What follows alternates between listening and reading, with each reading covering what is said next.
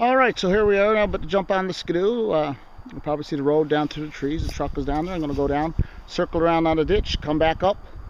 Might be a little bouncy because I'll be holding on with one hand to the handlebars and the other hand holding onto the camera.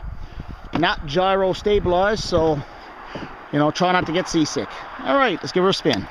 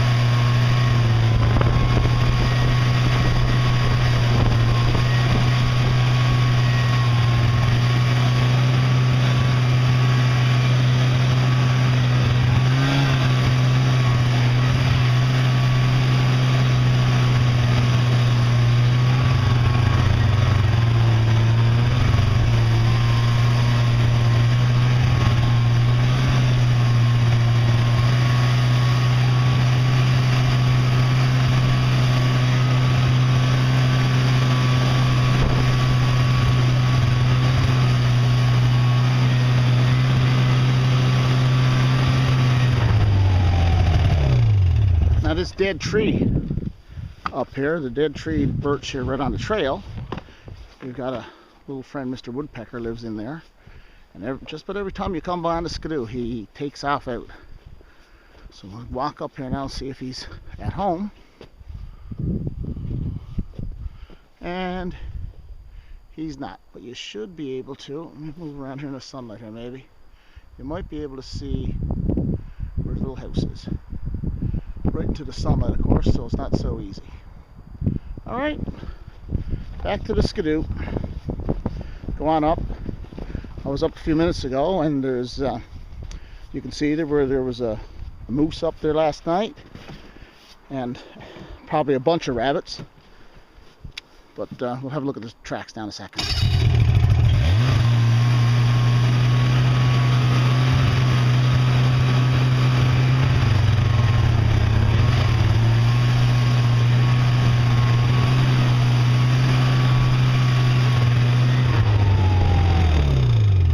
So this is where we're cutting. Started cutting our wood. It's been, used for years for people cutting it. You can see here on the snow. I hope you can see tracks from a rabbit last night, all over the place actually. So I guess it was pretty frosty last night, so they were running around. It'll supposed to be cold again tonight, so I guess they'll be running around as well. It's a little tough this time of year for them, of course, because there's not much food on the go.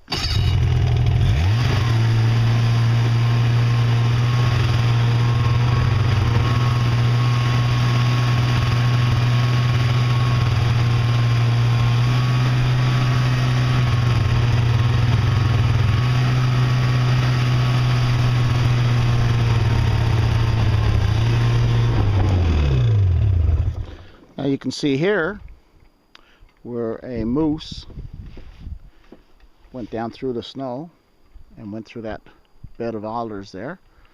So I haven't really sized up to see which direction the footprints are going in, but looks like he was coming out of the alders, I think. Anyway, there's another spot over right here where you can see he went through the snow and changed his mind.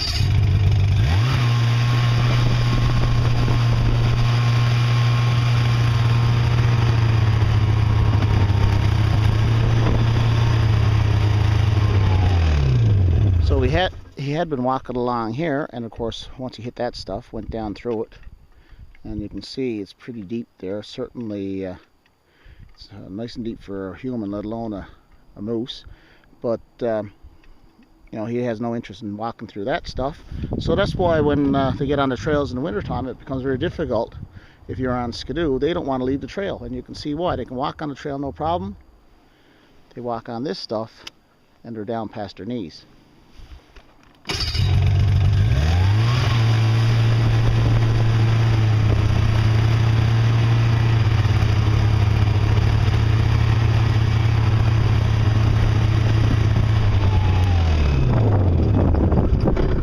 And this is the area where we had gone through, or I had gone through originally, and got stuck coming back. There's a little brook over there, I guess, and got stuck and had to get the ropes and straps and you name it out to get out of it. And that's the moral of the story, is if you're prepared, it's not such a big deal. But if I didn't have the stuff with me, I would have had to walk down over the hill and go home and get someone to come back with me.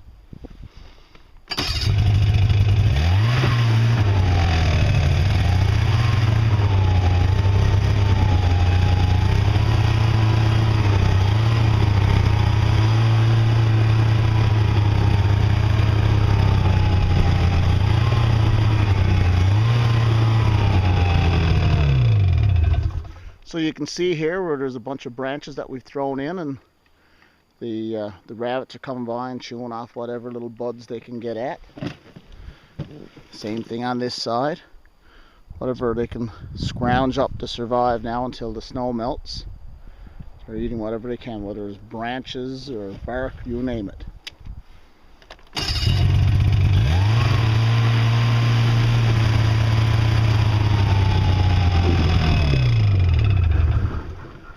Once again, you can see here where the moose walked through, and if you look up there, you can probably see a bit of moose poo. So he was into those branches, and I guess he had enough to eat that he wanted to relieve himself. So this goes back to the main trail. So I'm just going to go circle around and come back to where Dad and I were cutting before, and cut a little trail through the alders.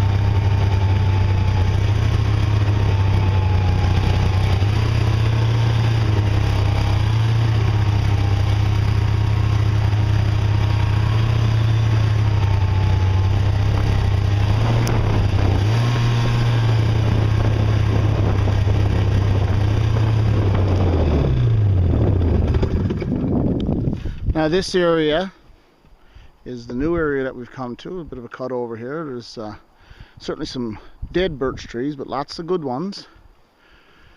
So that's hopefully going to keep us warm for a while. Unfortunately, if I turn around behind me and look back down towards the road, we see lots of birch trees. Unfortunately, they're within 1,000 feet and we're not allowed to get at those.